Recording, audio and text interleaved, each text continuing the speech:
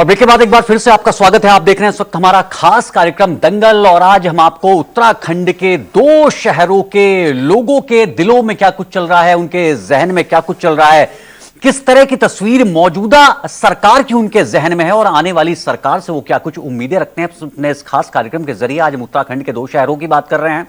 पहले मैं आपको दिखाया नैनीताल के लोगों की राय कि आखिर वो अपनी सरकार के बारे में क्या सोचते हैं, और अब बात करेंगे हम धर्मनगरी उत्तरकाशी की। उत्तरकाशी में 3 विधानसभा सीटें हैं। गंगोत्री, यमुनोत्री और पुरोला की सीटों पर विधानसभा चुनाव 2022 में यहां चुनाव होने वाले हैं, और ऐसे में सरकार को लेकर जनता की क्या राय है, किन मुद्दों को लेकर जनता वोट करेगी, इन सवालों के साथ वोटर्स के घर पहुंची सहारा समय की टीम।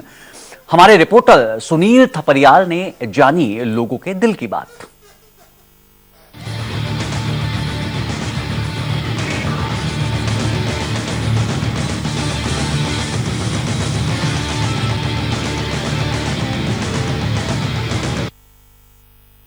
दंगल में आपका स्वागत है। और अभी हम उत्तरकाशी के यमुनोत्री विधानसभा में हैं, जहां पर रिपोर्टर वोटर के घर जो है बहुत सी बातों को लेकर के एक परिवार के बीच में पहुंचा है। ये वो परिवार है जो 30 सालों से समाज सेवा के क्षेत्र में काम कर रहा है। ग्लेशियर लेडी शांति ठाकुर है, इनका एक परिवार है, इनकी बिटिया है, इनके पति, और आज एक वरिष्ठ पत्रकार भी हमारे बीच में है। इन्हीं से हम जानेंगे कि रोजगार, पलायन, भ्रष्टाचार, ये कई मुद्दे हैं, और आने वाला जो 2022 का चुनाव है उसको लेकर के इनकी क्या सोच है, और कौन सी पार्टी को ये जो है मानते हैं कि वो विकास कर सकती है। क्या नाम है आपका? और जिस तरह से आप देख रहे हैं कि पहाड़ी क्षेत्र है, यमुनोत्री विधानसभा है, क्या प्राथमिकता रहेगी आपकी 2022 को लेकर के, क्या कहना चाहिए? नमस्कार, मेरा नाम कल्पना ठाकुर गुलेरिया है, और मैं सबसे पहले तो ये बोलना चाहती हूँ कि हमारे उत्तराखंड बहुत, अब क्या कहते हैं कि जवान हो चुका है, लेकिन जो उसकी मुख्य समस्याएं हैं वो बहुत अच्छी उसकी स्थिति नहीं है आज की स्थिति में, आज की तारीख में भी। जिसमें हम मुख्य अगर रूप से अगर बात करें तो स्वास्थ्य की अगर हम बात करें तो स्वास्थ्य की जो स्थिति है हमारे पहाड़ में वो बहुत ही ज़्यादा दयनीय स्थिति में है। और उसके लिए हमें कितनी ही हमारी सरकारें आई हैं, नई नई योजनाएं बनी हैं, लेकिन धरातल में उसको उस रूप से अभी तक क्या कहते हैं कि चलाया नहीं गया है उन योजनाओं को, जिस वजह से हमारे क्षेत्र में जो जनता है वो स्वास्थ्य से संबंधित कई परेशानियां झेल रही हैं। और सबसे मुख्य बात यह है कि कोई भी अच्छा जो चिकित्सक है वो हमारे पहाड़ों में चढ़ाई नहीं चढ़ना चाहता है, वो अधिकतर प्लेन्स की ही तरफ रुख करते हैं, मैदानी क्षेत्रों में रुख करते हैं। और हम भी अपने स्तर से कई कैंप लगाते हैं, दूरस्थ क्षेत्रों में स्वास्थ्य शिविर लगाते हैं, वहाँ पे अच्छे अच्छे डॉक्टरों को बुलाते हैं, लेकिन फिर भी एक दिन के कैंप से या 4 महीने बाद किसी कैंप से वो स्थिति उतनी हद तक सुधर नहीं सकती है। और दूसरा जो एक बहुत ज़्यादा जो मैं देख रही हूँ कि पहाड़ों में बहुत ज़्यादा स्थिति गंभीर होती जा रही है, एक तो महिलाओं से रिलेटेड है, और दूसरी जो हमारे नशा जो हमारा बढ़ता जा रहा है उस ओर हमारी सरकार बिल्कुल ध्यान नहीं दे रही है। हमारे जो पहाड़ के जो हमारे युवा हैं, हमारे जो बच्चे हैं, 80% बच्चे हमारे नशे और स्मैक की ओर चले गए हैं। अपना भविष्य उन्होंने बिल्कुल खत्म कर दिया है। और इस ओर सिर्फ एक क्या कहते हैं कि रैलियां निकालने से ही मुझे नहीं लगता है कि जागरूकता हो पाएगी। इस ओर हमें बहुत ठोस कदम उठाने की जरूरत है। बिल्कुल, कहीं ना कहीं स्वास्थ्य के साथ साथ जो नशे की बात आपने बहुत करी कि सरकार को इसके ऊपर गंभीरता से सोचना पड़ेगा। ग्लेशियर लेडी जिनके घर में हम हैं, आप क्या कहना चाहेंगे, क्या मानते हैं आपके 2022 में जो सरकार आए वो किस ओर ज्यादातर ध्यान दे, आपका पहली थीम क्या है? एक जो है ना रिपोर्टर वोटर के घर आया, तो शायद मेरे ख्याल से वोटर की जो है आज की डेट में बहुत ज्यादा अपेक्षाएं आज सामने है सरकारों के। मैं नहीं समझती कि आज तक जो भी उत्तराखंड में किया गया है उसे आज जो है ना हमारे उत्तराखंड को कुछ लाभ हुआ होगा। बड़ा दुख के साथ तो ये कहना पड़ रहा है कि हमने उत्तराखंड की जो लड़ाई लड़ी, उत्तराखंड के लिए हमने जो इतने बड़ी कुर्बानियां दी है, तो अगर उस दृष्टि से हम देखते हैं तो आज हमारा उत्तराखंड जो है ना बेकारी हमको उत्तराखंड हमने लिया। जो परिस्थितियां आज हमारे पहाड़ की है, हमारे जो है ना जो भी आज हमारे उसकी प्रदेश की जो परिस्थितियां हो गई वो एक जगह की नहीं है। मैं तो ये कहना चाहती हूँ कि आज जो परिस्थिति है उसके लिए तो जो भी सरकार आती है उसको जो है ना बहुत मजबूती के साथ अपना कमर कस के आना पड़ेगा और बहुत ज्यादा उसको आगे करना पड़ेगा। मैं तो विशेषकर पूरे हिमालय की बात ही करूंगी।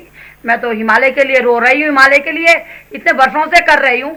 सबसे पहले तो जो है ये सबसे पहले जिसको बोलते हैं हिमालय के लिए एक ठोस रणनीति जो सरकारों को बनाना चाहिए, जिसमें हमारे सभी चीज आते हैं, जिसमें हमारे स्वास्थ्य है, शिक्षा है।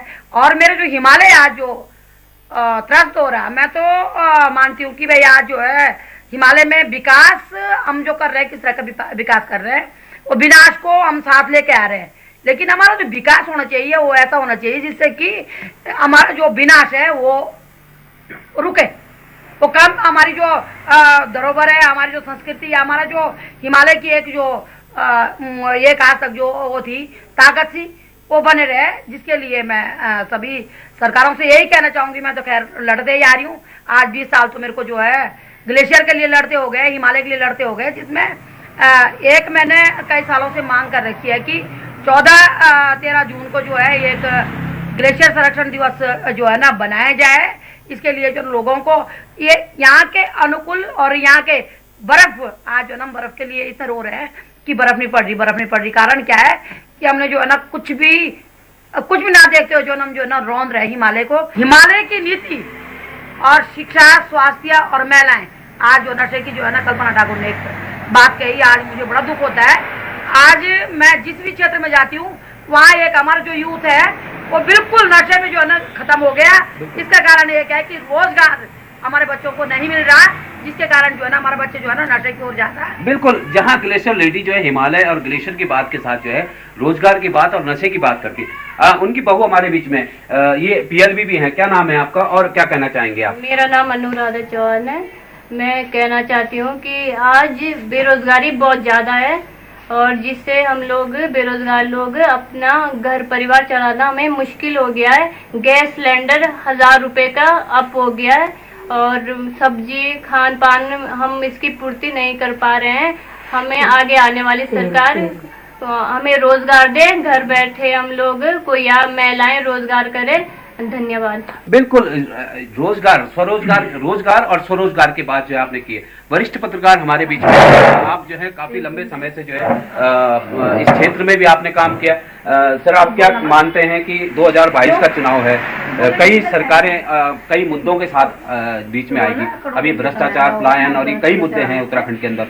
21 वर्ष का हमारा उत्तराखंड हो गया, तो क्या मानते हैं आप, क्या जरूरत है 2022 के चुनाव में, क्या खास रहेगा? देखिए, मुझे लगता है कि 21 साल के उत्तराखंड में अभी तक विकास का मुद्दा ही नहीं बन पाया। आप जब चुनाव आते हैं तो विकास के मुद्दे गौण हो जाते हैं और ऐसे ऐसे लोग मैदान में कूद जाते हैं जो शराब के पैसे का बल पकड़ना चाहते हैं। और आप भी जानते हैं, हम भी जानते हैं कि जो यहाँ प्रतिनिधि चुनाव लड़ते हैं उनकी माली हालत कैसी होती है, कहाँ से करोड़ों रुपये खर्च होता है। आप शिक्षा और स्वास्थ्य के बारे में बताओ, 2700 स्कूल बंद होने के कगार पे हैं जो लिस्टेड हैं। 750 स्कूल बंद हो चुके हैं। उन स्कूलों की बिल्डिंगें हैं, उनका क्या होगा? कहाँ बच्चे जाएंगे? आपके पास स्किल नहीं है। यहाँ एमए की डिग्री लेके लड़का 5000 रुपए के नौकरी के लिए घूमता है। तो पलायन नहीं होगा तो क्या भूता गांव की संख्या बढ़ रही है। मुझे लगता है हिमालय क्षेत्र में कहीं भूता गांव का कंसेप्ट नहीं है। हिमालय उत्तराखंड को छोड़कर भूता गांव मतलब जहाँ जीरो हो गया आदमी, उनकी संख्या बढ़ रही है। तो हमारा जो छोटा राज्य बना है ये तो और विपत्ति लाया है। जब यूपी था तब नौगांव में महिला डॉक्टर हुआ करती थी, बड़कोट में हुआ करती थी, रोला में हुआ करती थी, एक बार 3 डॉक्टर थी जब कल्याण सिंह जी थे। आज 200 किलोमीटर में आप फतेह पर्वत से लेकर यमुनोत्री से लेकर और विकासनगर तक एक लेडी डॉक्टर नहीं है। सुनील थपलियाल, यमुनोत्री, उत्तरकाशी।